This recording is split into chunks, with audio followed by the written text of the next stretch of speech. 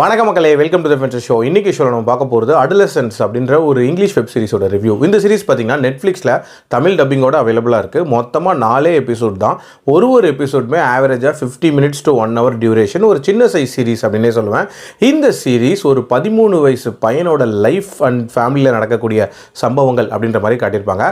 அவன் தன்னோட கிளாஸ்மேட்டை கொலை பண்ணிட்டான் அப்படின்றதுக்காக அரெஸ்ட் பண்ணப்பட்ட மாதிரி தான் ஸ்டார்டிங்லேயே காட்டியிருப்பாங்க. அதுவும் ஸ்டார்டிங்லேயே அந்த அரெஸ்ட் அப்படின்றது நடந்துடும். அவன் தன்னோட அப்பா அம்மா அண்ட் அக்காவோட ஒரு வீட்டில் வாழ்ந்துட்டு இருப்பான். தன்னோட கூட படித்த ஒரு பொண்ணையே கொலை பண்ணிட்டான் அப்படின்றதுக்காக அரெஸ்ட் பண்ணி கூட்டிகிட்டு போவாங்க.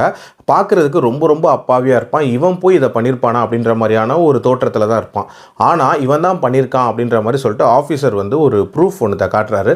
அந்த ப்ரூஃபை காட்டினதுக்கு அப்புறமாட்டி என்ன மாதிரியான சம்பவங்கள் நடக்குது, அவனோட லைஃப்பில் என்ன மாதிரியான விஷயங்கள் நடக்குது, அண்ட் அவன் ஃபேமிலி என்ன மாதிரியான சஃபரிங்ஸை ஃபேஸ் பண்ணுறாங்க, அண்ட் டுவர்ட்ஸ் எண்ட் எப்படி முடிக்கிறாங்க அப்படின்ற மாதிரி நிறைய விஷயங்களை சொல்லக்கூடிய ஒரு சீரிஸ் தான் இந்த சீரிஸ். இந்த சீரிஸ் தொடங்கின விதத்தை பார்க்கும்போது ஒரு மர்டர் மிஸ்ட்ரி த்ரில்லராக இருக்க போதோ இல்லை கோர்ட் ரூம் ட்ராமாவாக இருக்க போதோ அப்படின்லாம் நீங்கள் எதிர்பார்த்துருந்தீங்க அப்படின்னா கண்டிப்பாக உங்களுக்கு ஒரு ஏமாற்றம் இருக்கும். ஏன்னா இந்த சீரிஸ் ஜஸ்ட் அந்த பையனோட லைஃப் அண்ட் அவனோட பேரண்ட்ஸோட லைஃப் எப்படி இந்த சம்பவத்துக்கு அப்புறம் இருக்குது அப்படின்ற அந்த ஜேர்னியை சொல்லக்கூடிய ஒரு சீரிஸ் தான்.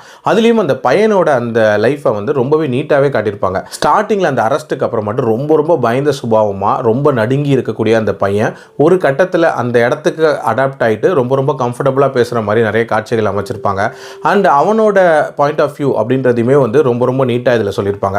அதே மாதிரி அந்த ஃபேமிலியோட சிச்சுவேஷன், அதாவது அவங்க அப்பா பெரிய லெவலில் ஒரு டிசப்பாயின்மெண்ட் ஆயிருப்பார், இந்த பையன் இப்படி பண்ணிட்டான் அப்படின்றனால. அண்ட் ஆல்சோ நெய்பர்ஹுட்லேருந்து நிறைய சின்ன பிரச்சனைகள் வரும் அப்படின்ற மாதிரிலாம் காட்டியிருப்பாங்க. ஸோ அந்த போர்ஷனும் நீட்டாக இருந்துச்சு. அண்ட் மேக்கிங் வைஸ் பார்த்தீங்க அப்படின்னா நிறைய சிங்கிள் ஷாட் சீன்ஸ் இருக்கும். அது எல்லாத்தையும் ரொம்ப சூப்பராக பிளான் பண்ணியிருக்காங்க, நல்லா எக்ஸிக்யூட் பண்ணியிருக்காங்க அப்படின்னே சொல்லலாம்.